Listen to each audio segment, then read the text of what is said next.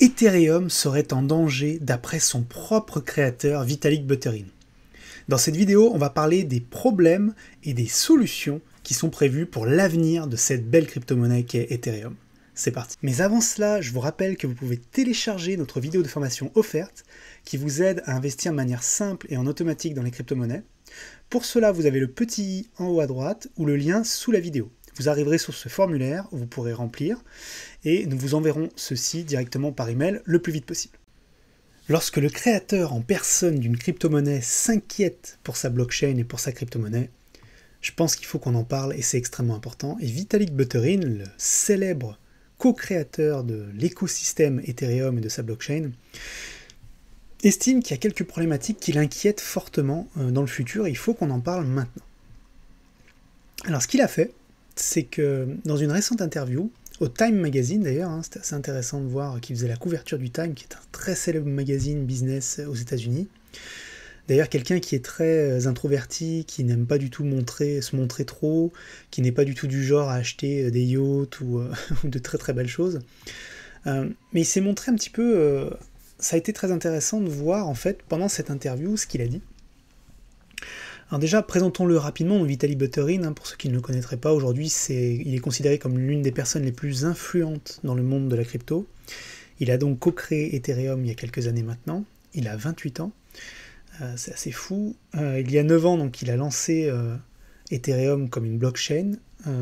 L'objectif était vraiment de créer une véritable monnaie qui allait pouvoir être utilisée, qui serait peut-être plus simple, plus efficace que Bitcoin, et pour permettre surtout les fameux contrats intelligents, les smart contracts, et donc permettre de créer plein de choses autour de cette technologie. En fait, le but, c'était de créer une plateforme qui allait permettre à beaucoup de gens de créer des choses dessus, des choses innovantes, des choses intéressantes, et de créer un véritable rival de l'écosystème Visa, qui est l'écosystème bancaire traditionnel. C'était vraiment l'objectif. Il voulait permettre à des gens qui n'avaient pas de compte en banque, il y en a des centaines de millions encore à travers le monde, d'avoir une forme de banque, de créer leur propre banque.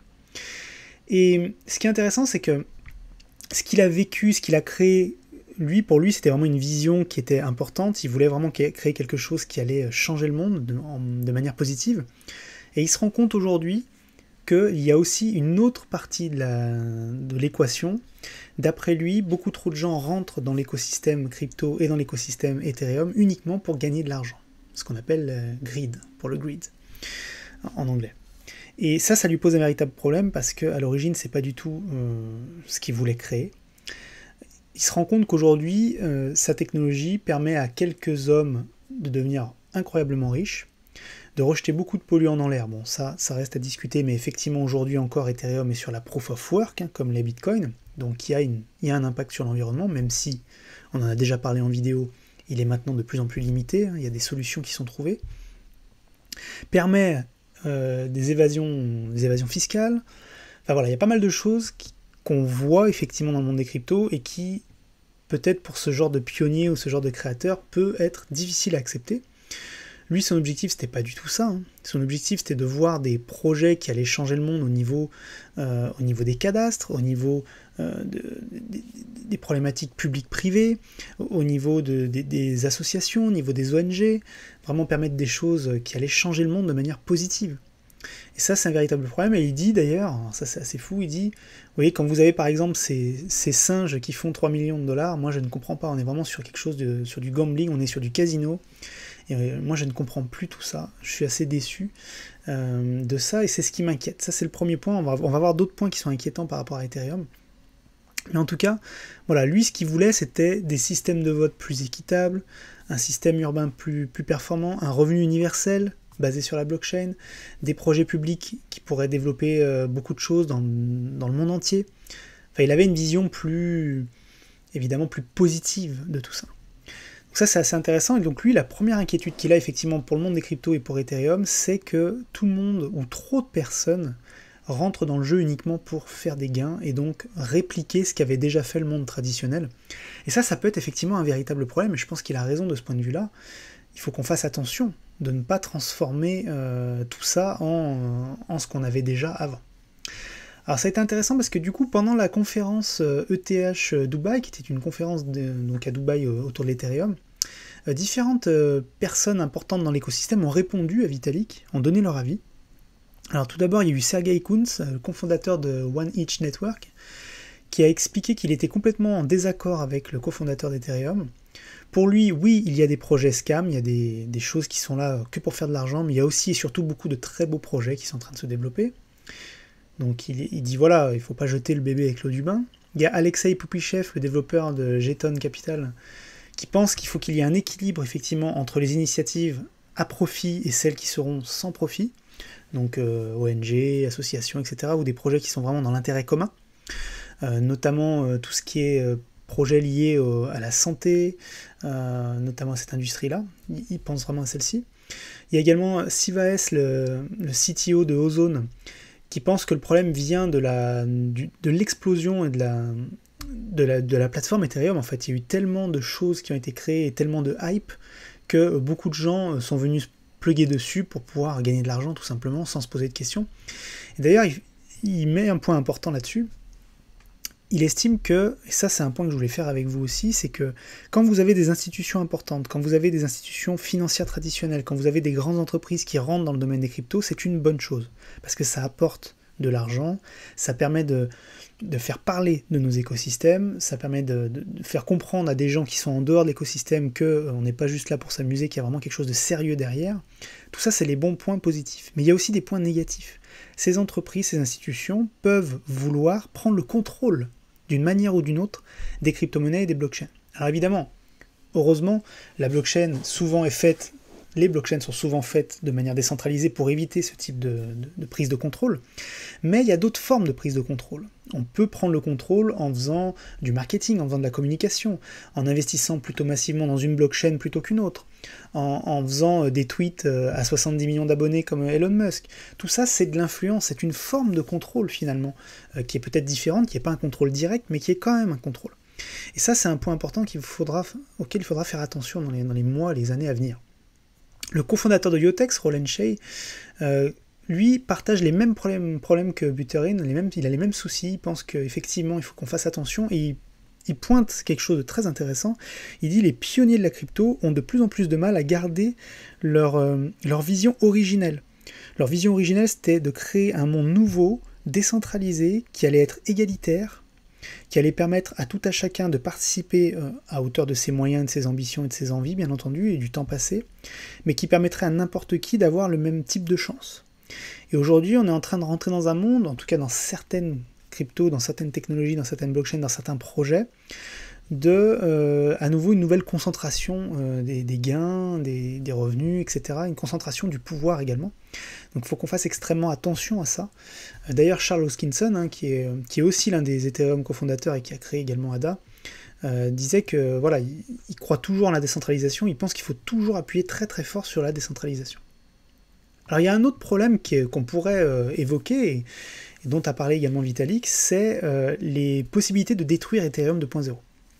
Il faut savoir que Ethereum 2.0, on en parle depuis de nombreuses années, c'est une évolution d'Ethereum qui va permettre à Ethereum d'être plus rapide, plus efficace, plus performant et moins impactant pour l'environnement. En passant de la proof of work, c'est-à-dire la preuve de travail, aujourd'hui la validation faite par des mineurs comme pour Bitcoin, avec de la puissance de calcul, à proof of stake, c'est-à-dire voilà, vous possédez des Ethereum, donc vous allez pouvoir valider, plus vous en possédez, plus vous allez pouvoir valider. Et donc ça pose un problème. Ça pose 3 problèmes d'après ces scientifiques. Il y a une étude scientifique qui a été faite il y a quelques mois, qui est très intéressante, par Kaspar Schwarz-Schilling, Barnabé Monod et Adia Asgonkar. Ils ont publié un papier scientifique, vraiment, ils ont fait des études scientifiques, ils ont pris le white paper de Ethereum 2.0, donc le document qui explique tout techniquement comment va fonctionner Ethereum 2.0, et ils se sont mis en position comme s'ils allaient essayer d'attaquer cet Ethereum 2.0, parce que comme vous le savez, quand on passe de Proof of Work à Proof of Stake, on ouvre des brèches.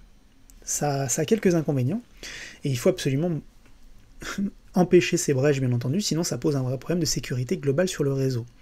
Donc on ne va pas rentrer dans les détails techniques des 3 attaques qu'ils ont mis en avant, mais ces attaques existent. Théoriquement, elles peuvent fonctionner. Dans la théorie, les premiers tests, certains tests ont été menés, effectivement, ça peut créer des problématiques. Donc ce qui s'est passé, c'est qu'aujourd'hui, et c'est pour ça aussi qu'Ethereum 2.0 est régulièrement reporté, c'est que je comprends que les équipes d'Ethereum ne veulent pas lancer un projet qui risque de mettre à mal Ethereum tout court, qui est un projet magnifique, qui fonctionne, même s'il a plein de défauts aujourd'hui, et de créer des failles de sécurité serait un véritable danger pour nous tous, pour tous ceux qui possèdent des Ethereum ou qui utilisent la blockchain Ethereum. Donc l'objectif c'est ça. D'ailleurs, il y a quelques temps, il y a 75 validateurs Ethereum 2.0, parce qu'il y a des tests qui sont actuellement en cours sur une blockchain nouvelle génération, donc pour Ethereum, la 2.0. Et ce qui s'est passé, alors c'était lié à un bug technique, ils n'avaient pas du tout essayé de pirater ou quoi que ce soit, mais ils avaient eu un bug technique, ce qui avait créé une problématique, et ce qui s'est passé, c'est que le système a été mis en place de sorte que automatiquement leurs Ethereum ont été bloqués, ils ont été brûlés, et c'était terminé. Donc du coup l'attaque, entre guillemets, qui n'était pas une véritable attaque, mais qui aurait pu faire penser à une attaque, a été bloquée automatiquement par le système. Donc là ça prouve bien, premièrement, que le code Ethereum 2.0 est déjà performant et déjà capable de contrer certaines attaques, ça c'est le premier point. Et surtout le deuxième point, c'est que ces deux choses combinées, le fait qu'il y ait eu cette problématique-là et le fait que ces scientifiques aient prouvé qu'il y avait des failles possibles de sécurité, actuellement les équipes Ethereum travaillent dessus pour éviter les problématiques. C'est d'ailleurs pour ça qu'ils ont demandé, vous le savez peut-être, aujourd'hui vous avez un contrat intelligent sur lequel vous pouvez aller staker des Ethereum qui vont permettre à Ethereum 2.0 de fonctionner. Au moment où je vous parle, il y a plus de 11 353 000 Ethereum qui sont stockés dessus, pour une valeur de 34 milliards de dollars. Et tout ça pour vous expliquer que oui, il y a des problématiques avec Ethereum. Oui, il y a des soucis prévus, prévisibles, mais ce qu'il faut savoir, et ça c'est la bonne nouvelle, c'est que les équipes sont déjà en train de travailler dessus pour bloquer ces problèmes, pour les éviter, et pour permettre d'avoir un Ethereum 2.0 qui va fonctionner. Moi, ma conviction, c'est qu'Ethereum va devenir encore plus gros qu'il ne l'est aujourd'hui. Ça, c'est évidemment ma conviction personnelle, vous ferez vos propres recherches. Je pense que quand cette technologie va arriver à maturité, elle pourrait être explosive dans tous les sens du terme, dans les bons sens du terme surtout, et qu'on va avoir quelque chose de très très gros, très très grand, et très important pour les années à venir, et pour moi, ça va changer le monde dans de nombreux domaines, et je pense que dans certains domaines, Ethereum sera même beaucoup plus important que Bitcoin au final, même si Bitcoin reste le roi des crypto-monnaies pour moi, et pour beaucoup d'entre nous. Voilà, j'espère que cette vidéo vous a plu. Si c'est le cas, n'hésitez pas à mettre un pouce bleu, à commenter, à donner votre avis, c'est important, à partager cette vidéo un maximum autour de vous. Plus on aura de gens qui comprennent et qui ont un peu d'infos sur les crypto-monnaies, mieux ce sera. C'est vraiment important pour nous tous. C'était un vrai plaisir que de faire cette vidéo. C'était Rémi et je vous dis à très vite.